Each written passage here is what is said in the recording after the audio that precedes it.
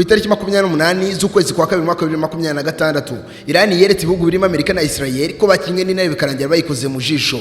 Dore ko byagenze icyo gihe Iran yohereje ibimisire biremereye cyane kandi by'ibigome byisekura ku nyubako enye muri Dubai ndetse ibindi byisekura ku kibuga cy'indege cya Dubai International Airport.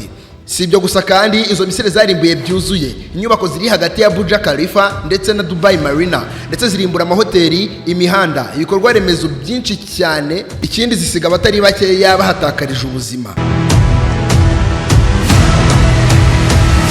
Bukeye bwa Iran isi yatuje yarongeye yohereza ibihumbi by'amadolari ndetse na za misile biragaruka byisekura hamwe byisekuye ku munsi w'ejo kugira ngo batange ikosora byuzuye kuri Leta Zunze Ubumwe za Amerika na Israel batazongera gukina n'intare babibona ko ishonje.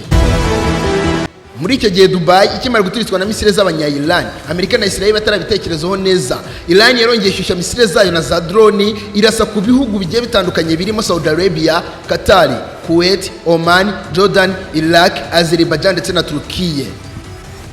Igitangaje kurusha ibindi kuri Iran si uko yarasaga ibi bihugu, ahubwo nuko yarasaga ibihugu nta bifu bafitanye. Icyo yabaga itagetinze cyangwa sigamije no kurimbira ibirindiro bya Leta Zunze Ubumwe za Amerika gusa byabaga biri muri ibyo bihugu.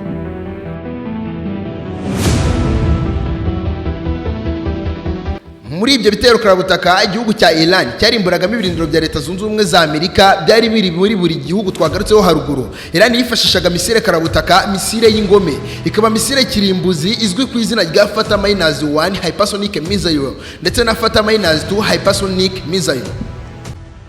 Mwabantu mwimisile n'ingome birenze ibitekerezo bya muntu kubera yuko yakorewe kubabaza buri umwe wese ugerageza gutinyuka cyangwa se kuvogera ikirere cya Iran cyangwa se ubutaka bwa Iran, ndetse inakorerwa gucunga icyo bita choke point in the world.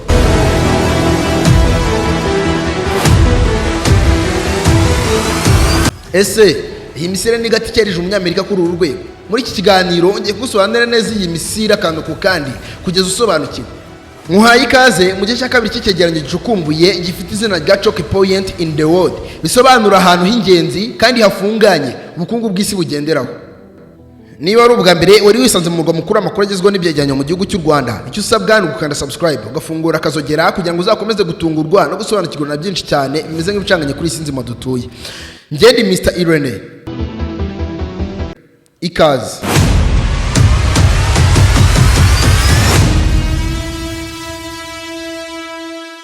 Ku itariki 6 Kamena mwaka 2023 ishami ry'igisirikare cya Iran girizwe ku izina rya IRGC Islamic Revolutionary Guard Corps bafatanyije batekereje ikintu bakora kikabafasha gucunga umutekano w'igihugu byifashishijwe n'igice cyose kiba mu gisirikare cya Iran ndetse kikongera igitinyiro cy'igihugu. Muri icyo gihe imitwe 15 y'abaprofeseri ndetse n'imitwe 10 y'abayobozi bagiye batandukanye b'igisirikare cya IRGC Islamic Revolutionary Guard Corps ndetse n'uwahoze ari umuyobozi w'igihugu cya Iran Ayatollah Ali Khamenei bahurije ku kintu kimwe cyo gukora misile, ariko atari izi misile zisanzwe ahubwo misile yo mu bwoko bwa hypersonic missile. Icyo gihe batangira ubwo bakora Fatah-1 hypersonic missile.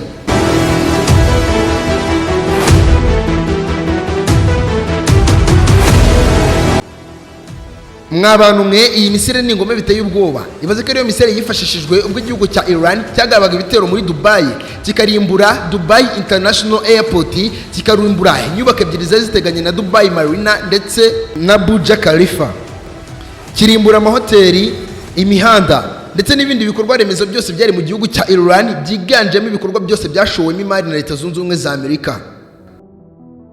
Kugira ngo usobanukirwe neza ubukana ubugome bw'iyi misile biransaba gusubira gato inyuma mwaka wa 2020.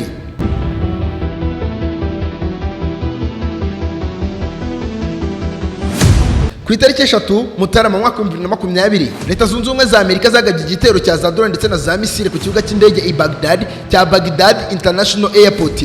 Birangiye icyo gitero gihitanye abayobozi ndetse n'ibikomezwa mu gihugu cya Iran bagera kuri 2 barimo uwo bita Hussein Soleimani ndetse n'uwo bita Abu Mahdi Ali Mahadis.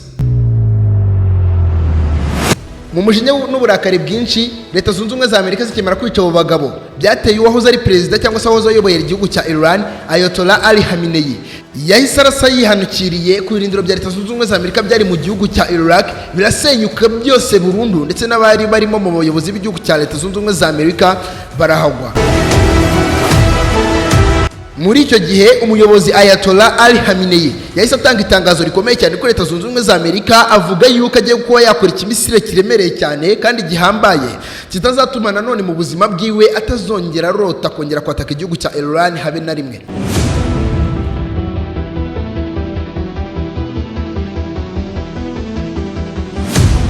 Kuva icyo gihe Bwana Ayatollah Ali Khamenei akimara gutangaza ibyo ngibyo, abaprofeseri bahise batangira kwandika amaplan ya za misile yakorwa kugira ngo izabye Leta Zunze Ubumwe za Amerika, ndetse Amerika itazongera gukina ukundi no kwataka igihugu cya Iran. Maze ku itariki 6 Kamena mwaka 2023 nibwo bahurije hamwe ibitekerezo bafata umwanzuro wo gukora ikabutindi ya Fata -1 ndetse na Fata -2 hypersonic missile, misile zagenewe kwica.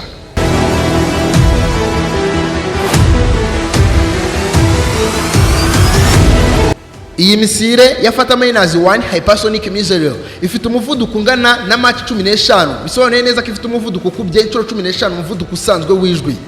Ubyumve neza ko ukoresheje imisile mu bwoko bwa Fata -1 hypersonic missile byahise iminota 7 gusa kutitse mu gihugu cya Iran ikarasa mu gihugu cya Israel burundu. Kugira ngo isobanukirwe neza umunsi Leta Zunze Ubumwe za Amerika zikinisha igihugu cya Iran zikarasa muri Iran muri uyu mwaka, iyi misile byasabye iminota 2 gusa kuba imaze kurasa muri Dubai ikarimbura inyubako zigera kuri 2 zifitanye isano na Leta Zunze Ubumwe za Amerika kandi ziri hafi ya Dubai Marina ndetse na Burj Khalifa.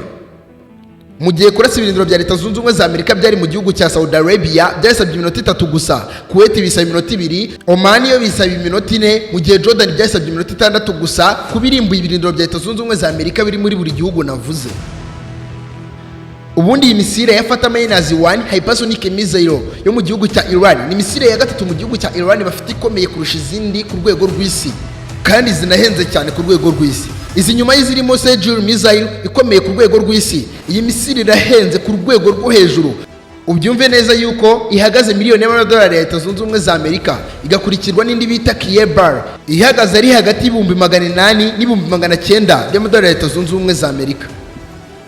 Ni mu gihe imisile yacu yafata hypersonic missile ihenze gusa idahenze cyane nubwo ikora ibirenze, ihagaze ari hagati $500 n'$800 by'amadolari ya Leta Zunze Ubumwe za Amerika. Byinshi kuri iyi misile tuzabigaruka mu gice cya kabiri cy'ikiganiro kigaruka kuri izi misile zitunzwe n'igihugu cya Iran. Igitekerezo cyawe cy'uburyo wakiriye iki kiganiro kirakenewe muri comment. Nimba ruga mbere wisanze mu murwa mukuru amakuru agezweho n'ibyegeranyo mu gihugu cy'u Rwanda Mr. Irene Docs, icyo usabwa ni ugukanda subscribe ugafungura akazogera kugira ngo uzakomeze gutungurwa no gusobanukirwa na byinshi cyane bimeze nk'ibicanganye kuri iyi nzima dutuye. Ndi Mr. Irene, naho ubutaha.